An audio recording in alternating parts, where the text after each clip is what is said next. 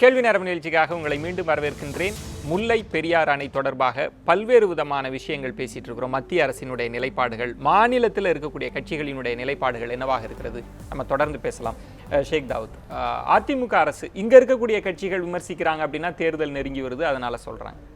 இடுக்கி அணைக்கு நீங்க தண்ணீர் திறந்து விட்டது எங்களுக்கு சொல்லக்கூட இல்லை அப்படி. அதே குற்றச்சாட்டு தான் தமிழ்நாட்டிலையும் வச்சிருக்கிறாங்க. கம்ப்ளீட்டா கோஆர்டினேஷன் இல்லாம போயிடுச்சா? அதாவது இது வந்து எப்படி இருக்குன்னு கேட்டிங்கன்னா, இங்கே இருக்கிறவங்க நீங்கள் முதலே சொல்லிட்டீங்க அரசியலுக்காக சொல்கிறாங்க. அதே மாதிரி அவங்க அரசியலுக்காக அதே மாதிரி தான் முல்லை பெரியாறு அணையை உடைக்கிறதுக்கு என்ன வழி. இப்போ நீங்கள் பார்த்தீங்கன்னா அங்கே இருக்கிற அந்த அதிகாரிகள் எல்லாம், பொறியாளர்கள் எல்லாம் தர்ணா பண்ணி இன்னைக்கு அங்கே கைது பண்ணியிருக்காங்க. இங்கே இருக்கிற ரமேஷ்ங்கிற அந்த பொறியாளர், தமிழ்நாட்டினுடைய பொறியாளர், அவருடைய உதவியாளர், அவங்களெல்லாம் அவங்க தர்ணாவில் உட்காந்து அவங்க அங்கே இருக்கக்கூடாதுன்னு சொல்லிட்டு அவங்கள கைது பண்ணியிருக்காங்க. இவ்வளவுக்கும் அந்த காவலுக்கு இருக்கிற காவல்துறையை சார்ந்தவர்களுக்கு, கேரளா காவல்துறையை சார்ந்தவர்களுக்கு தமிழக அரசு தான் சம்பளமே கொடுத்துட்ருக்கு. அப்படி இருந்தும் அவங்க அந்த பணிகளை செய்ய விடாமல் தடுக்கிறாங்க. அவங்களோட அங்கே வந்து அந்த உபரி நீரை வெளியேற்றுறதுக்கு அவங்க செய்ய ஏற்பாடுகளை தடுத்து அவங்கள கூட்டிகிட்டு போயிருக்காங்க. அவங்க குடியிருந்த வீடுகளை இடிச்சிருக்கிறாங்க. இன்னைக்கு அந்த பிரச்சனை இன்னைக்கு முல்லை பெரியார். அப்போ முல்லை பெரியாரை பொறுத்த வரைக்கும் முல்லை பெரியாறு அணையே கூடாதுங்கிறாங்க. தமிழக அரசை பற்றி பிரச்சனையே இல்லை. தமிழக அரசை பற்றி 1000 குற்றச்சாட்டு அவங்க சட்டசபையில் பேசலாம், எது வேண்டாலும் சொல்லலாம். இதில் திரு ராமசுப்ரமணியன், இங்க கேரளா சார்பா யாரும் இல்லை. ஆனால் கேரள மக்கள் அவர் சொல்வது வந்து எங்க மக்களுக்கான பாதுகாப்புன்னு, அவர்களுக்காகவும் நம்ம விவாதிக்க வேண்டியிருக்கிறது. 12 மணி நேரத்துக்கு முன்பாக சொல்லணும், அதெல்லாம் தெரியும். அதே குற்றச்சாட்டு தான் தமிழ்நாட்டிலையும் இருக்கு. செம்பரம்பாக்கம் ஏரி திறந்தது தொடர்பாக தமிழக அரசு இதை நம்ம எப்படி பார்க்கிறது? தமிழகம் சார்பாக இருந்த அதிமுக அரசை காப்பாற்றுவதா, அல்லது இது என்ன நடந்ததுன்னு எப்படி புரிஞ்சுக்கிறது? நீங்க எப்படி பார்க்குறீங்க? இது இந்த செம்பரம்பாக்கம் வந்து அதை பற்றி ரொம்ப பெரிய கொஸ்டின் மார்க் தான் சார் இருக்குது. நான் வந்து ஏடிஎம்கே வையணும் அல்லது குற்றம் சாட்டணும் அப்படிங்கிற மாதிரி நான் பேசவில்லை. ஆனால் மிகப்பெரிய அளவிற்கு அந்த ரொம்ப டிலே பண்ணியிருக்காங்க. அதுவும் குறிப்பாக அந்த பிடபிள்யூடி என்ஜினியர்ஸ்லாம் அதை நம்ம திறந்து விடணும்னு பேசிட்டு இருக்கும் பொழுது ஒன்றுமே பண்ணால் இன்றைக்கி அந்த க்ரோனாலஜிக்கலாக போட்டிருக்காங்க. 1 நாள் 2 நாள் 3 நாள் ஒன்றுமே வாய விடாமல் கடைசியில் 1ஆம் தேதி மிகப்பெரிய அளவு பிரச்சனை வரும்போது தான் திறந்து விட்டுருக்கிறாங்க. எல்லாம் பத்திரிகை செய்திகளா ஆதாரப்பூர்வமாக நம்ம அதை வந்து பேசுறது பூராமே பத்திரிகை செய்திகள். எது ஆதாரப்பூர்வமான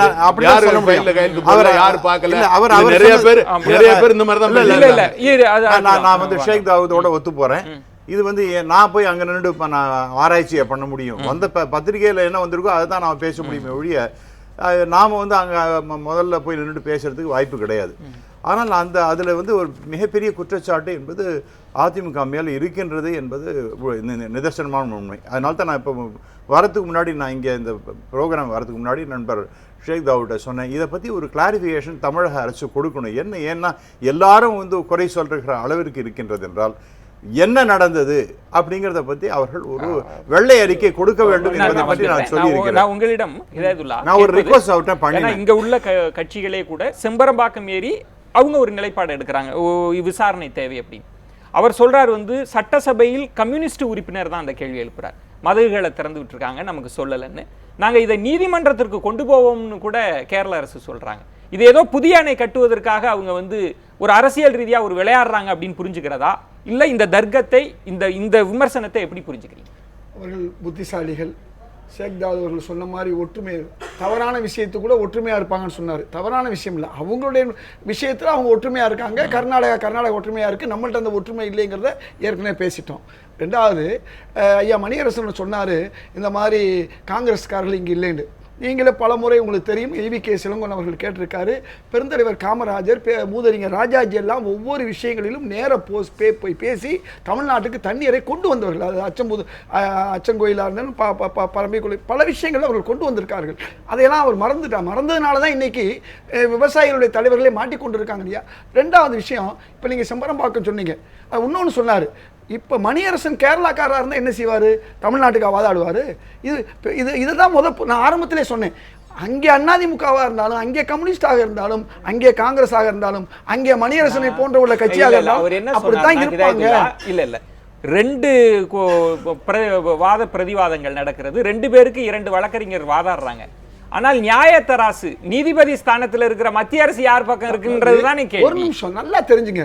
இது கோர்ட்டுக்கு போன விஷயமும் கமிஷன் அதை பத்தி பேசிக்கிட்டு இருக்க விஷயமும் ஆராய்ச்சி செய்யக்கூடிய நீதிபதிகள் போய் அங்க ஆய்வு செஞ்சதுலாம் ஒரு பக்கம் இருக்கும்போது அதுல வந்து எந்த அரசும் ஒன்றும் செய்ய முடியாது. அடுத்து இப்ப நான் செம்பரம்பாக்கம் விஷயத்தை வந்துடுறேன்.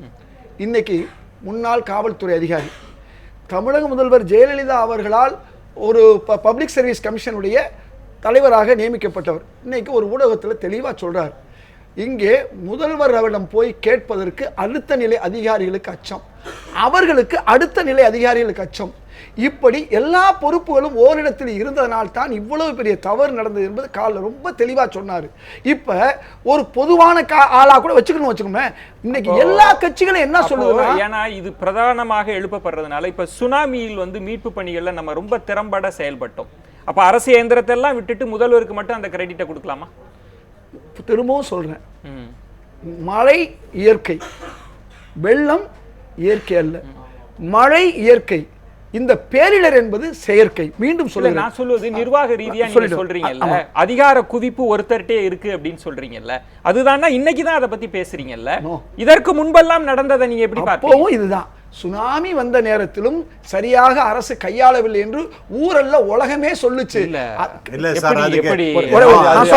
நீங்க இல்ல மறந்துருக்கலாம். நான் திரும்ப சொல்றேன், தானே புயல் வந்தப்ப இப்படித்தான் சொன்னாங்க.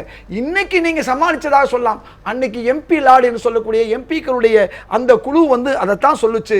அவர்கள் கூட தங்களுடைய பணத்தை கொடுத்தாங்க. அன்னைக்கு உலகம் முழுக்க பணம் வந்தது. ஆனா இன்றைக்கு கேட்க கூட இல்லை.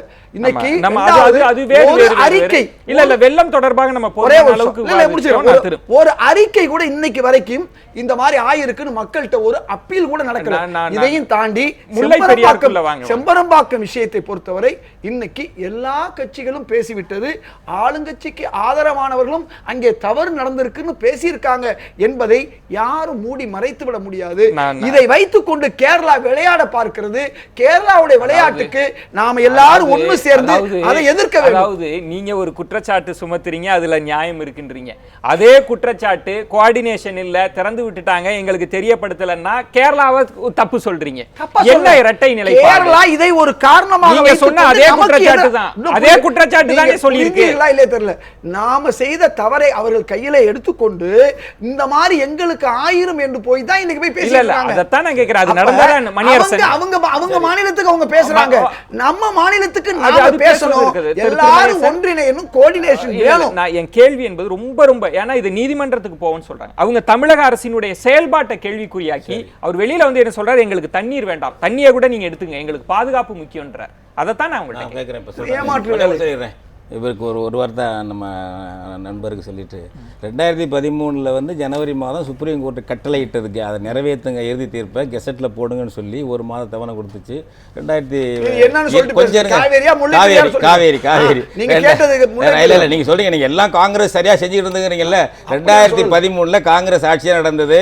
சுப்ரீம் கோர்ட் கட்டளை இட்டது, ஒரு மாதத்தில் அதை கெசட்டில் போட்டு செயல்படுத்துங்கன்னு. கெசட்டில் மட்டும் போட்டாங்க, செயல்படுத்தல. காவேரி வேளாண்மை வாரியத்தை போட மறுத்து விட்டது காங்கிரஸ் ஆட்சி. அதனால எல்லாம் நல்லா இருக்குன்னு காங்கிரஸ் செஞ்சு சொல்ல வேண்டாம். அடுத்தது கொஞ்சம் ஐயா மேலாண்மை வாரியம் அமைக்கல, சரி அடுத்தது இப்ப நீங்க 18 மாசமா இருங்க, கொஞ்சம் நான் சொல்லிடுறேன்.